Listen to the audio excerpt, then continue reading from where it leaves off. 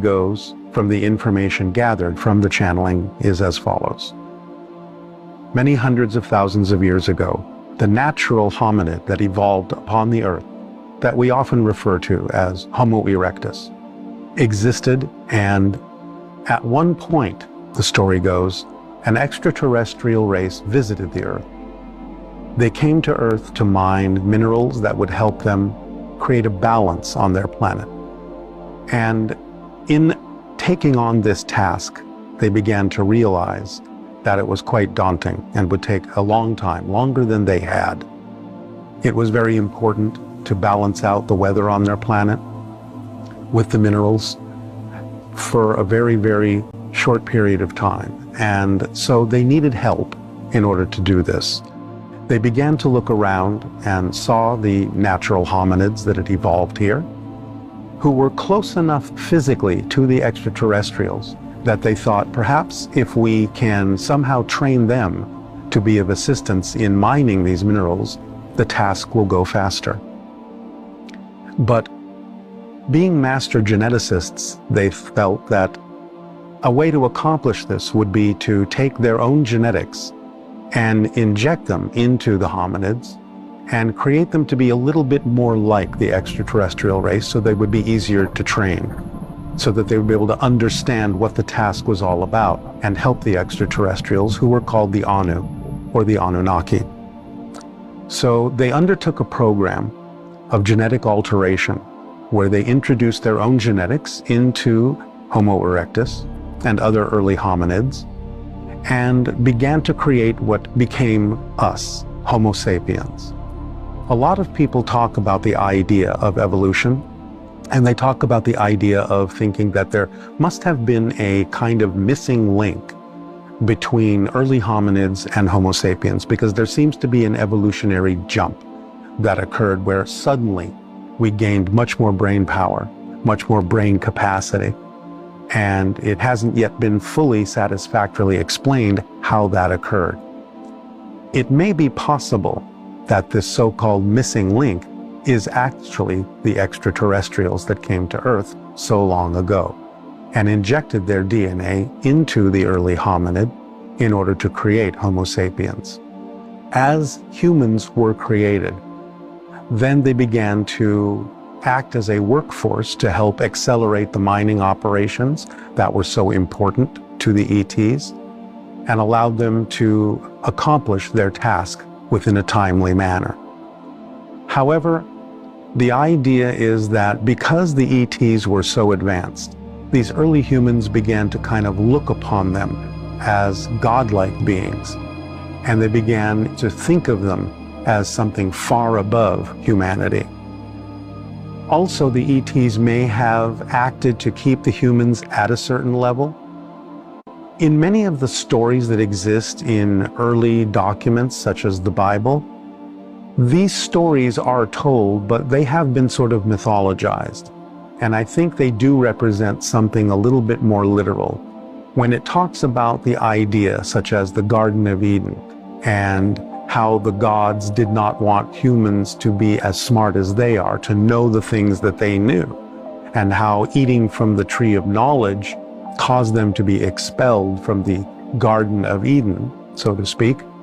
This may be a metaphor for what actually happened in terms of humans seeing the gods and wanting to understand what the gods knew, what the ETs knew. But the ETs wanted to prevent that, because then they would be like them and they would know the things they knew, and they couldn't necessarily use them as labor anymore. They would want independence, as any thinking being probably does. So they curtailed their knowledge, they curtailed their ability perhaps even to learn that knowledge by not necessarily turning on certain markers in our DNA, and by leaving those markers off, preventing us from actually being able to learn too much of what the ETs knew and how they operated, so that we wouldn't become equal to them. So the idea is that eventually the extraterrestrials on the planet that these beings came from may have in fact learned about what these ETs had done in creating Homo sapiens. Now, as far as the story goes, it's possible that they have breached their own laws by doing this. It may not have been something that they were actually allowed to do in creating a sentient species. And so the story goes that they were recalled to their own planet, and that from that point forward, once Homo sapiens had been created, the ETs that had recalled the group that came to Earth knew that they couldn't just abandon mankind. They had to guide them from that point forward until they were assured that mankind could perhaps take care of themselves, could understand basic relationships and basic laws, and could create a society that was self-sustaining. And so the ETs sought to teach mankind things like agriculture and mathematics and so on, so that humankind could become self-sustaining. But I think this is where the stories come from, of visitations from the gods over time, to lead us on certain paths, to teach us certain things, to watch over us and guide us. And this relationship, I think, solidified the idea that eventually became the religions of the world, where we know that there is something observing us. We know that there is something higher than us. Now, this in no way, shape, or form negates the idea of the spiritual nature of God or the spiritual nature of humanity. But I think these things have become enmeshed. These two stories have become intertwined and enmeshed with one another. And therefore, there is nowadays no separation between the idea of God as a spirit and the souls of humanity and the idea of who created us. But I think these are actually two distinctly different stories. While we do have a spiritual beginning, I think we also have a different physical beginning that began, as this story tells us, with the ETs that came to Earth and created Homo sapiens. But they have stayed around to guide us after recalling the group that created us, being that that creation was against their laws.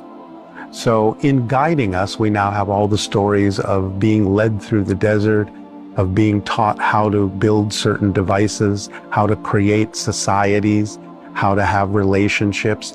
And this comes across, because the stories have been intertwined, as things like commandments from God, which I think in the early days was simply teaching humanity ways to live, ways to understand how not to fight each other and so on and so forth, how to get along, so that they knew that they could eventually leave us to our own devices, and that we could build societies that would one day allow us to sort of reclaim our position among the stars, being the children of extraterrestrial beings.